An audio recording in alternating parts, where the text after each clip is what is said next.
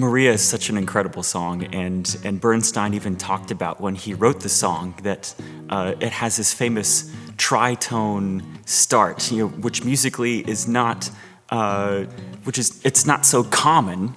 It's like a bizarre sort of interval to have in a song, and he was worried, wondering if it would take, if the public would like it, if the singer would even be able to sing it that well. And it's kind of funny that his sort of initial hesitation about this musical theme has now become so iconic. I even remember in university when we were doing aural training and ear training and learning how to think of a tritone, and it's like, Maria from West Side Story. And so that's a really fascinating part, thinking musically.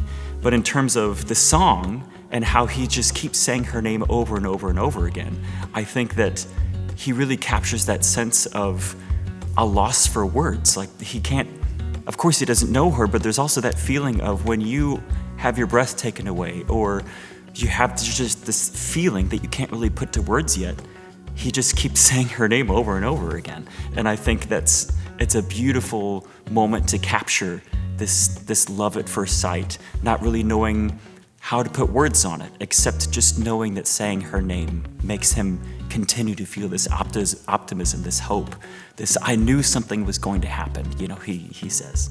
The creators of West Side Story did a beautiful thing when it comes to Tony, that the vast majority, like over 90% of Tony's music, happens in the first act. And in the second act, he barely sings at all. And especially in the final scenes, he's left, alone, screaming, just pleading and just completely heartbroken with no music.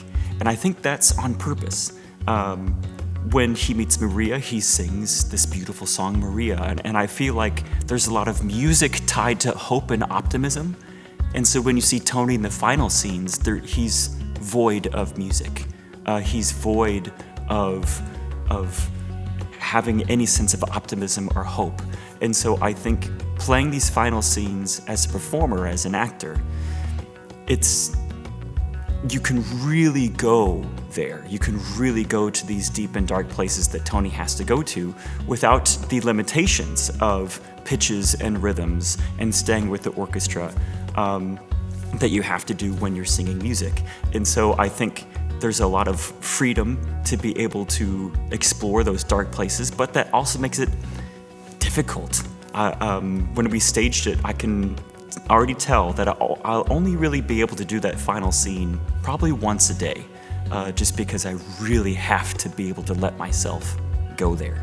And I think that Bernstein and Lawrence and Sondheim and Robbins, they created this truly tragic final scene for him, void of music, for a reason. His hope and his optimism are gone at that moment. And it's an extraordinary part of the piece. I primarily sing opera, but I occasionally do musical theater. I grew up doing musical theater, and I approach them from a character perspective exactly the same. Even though you have musical theater over here and opera over here, it's still storytelling via music theater. They all live under the umbrella of music theater. And so the approach to the characterization, I am not doing anything different. I think the only thing that I can afford to do a bit differently in music theater when you are mic'd, whereas in opera you are not. When you are mic'd, you have the opportunity to have some of these really intimate, soft moments be truly intimate and in terms of volume, have it feel really personal because you have a mic to sort of help tell that story. Whereas in opera without microphones, you really have to be aware of, even if there's dialogue or small dynamics, being sure you can fill that 3,000 plus seat house. But musical theater has the particular, added color of having the ability to be incredibly intimate. In dialogue or even in some musical moments as well. And so that's a really interesting, again, sort of different kind of palette of colors that you can use. But as far as how I approach the character or how I approach the singing of it, it's very much the same. Bernstein wrote the roles of Tony and Maria in particular to lend itself either way, from somebody who only does musical theater or somebody who does mainly opera, there's a lot of classical chops that these two roles require. But it's interesting because Shireen, who's singing Maria, she sings almost exclusively, I think, in musical theater. I sing almost exclusively in opera, and I think it's actually really neat. It sort of has like a Jets and Sharks sort of feeling, like we come from these different worlds in music theater, and yet here we are meeting in West Side Story with our different performing backgrounds. And so I kind of think in this particular production, it adds something even more interesting. I'm so excited to be back at HGO. I was here for A Little Night Music in 2014, another musical, and coming back to Houston also feels very special to me because I went to Rice University for grad school. I come back to a lot of these familiar faces.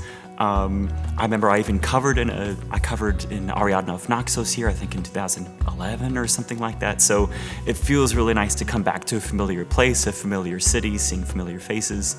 That combined with meeting new people and being in this incredible piece with so many seasoned musical theater performers produced by an opera company. So it feels like a melting pot of people coming from different corners of this sort of artistic music theater realm, all coming together for this one piece. Really hope you can come and see West Side Story at Houston Grand Opera. Even if you are familiar with Romeo and Juliet and haven't seen West Side Story, there are quite a few surprises in store, storytelling-wise, that I think will really, really captivate you. So, hope you enjoy.